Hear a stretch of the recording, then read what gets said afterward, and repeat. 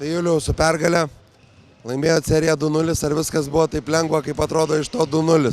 Nu, tikrai nebuvo taip lengva. Vilniuje praktiškai visas rungtynės kontroliavo Vilniaus Rytas 2 ir tik tai pačiam gale Džeileno Voreno daugiausia pastangomis pavyko iškovoti pergalę, tikrai sudėtinga.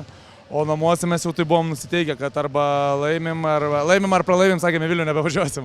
Tai tokį buvom nusiteikimų ir tikrai visas jėgas atidavėm, kad tik uždarytume tą seriją čia. Šiandien pirmoji pusėje truputį Ryto spaudimas jums davė problemų, bet antroji pusėje susitvarkėt.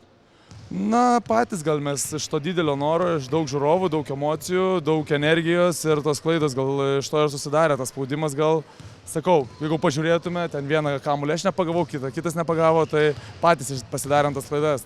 Bet manau, visumo šiandien tikrai varžybas kontroliavom ir džiaugiuosi, kad nebuvo galo tokio, kad ten spręsus iš paskutinio metimo ir galėjom ir savo jaunimui duoti pasižaisti gale.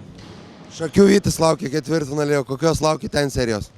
Tai nežinau, praeitais metais, kai žaidžiau Palangoje, žaidžiau su Vyčiu ketvirtfinalį, tai praktiškai komanda labai panaši, žinom ko tikėtis, vienas stipriausių sezono reguliaraus komandų, žaidžia greitai, daug metikų, laisvas krepšinis tiesiog. Tai tikėsimės, aišku, jie favoritai, jie iš aukštesnės vietos, mes savo ruoštų viską darysime, kad laimėtume tą seriją.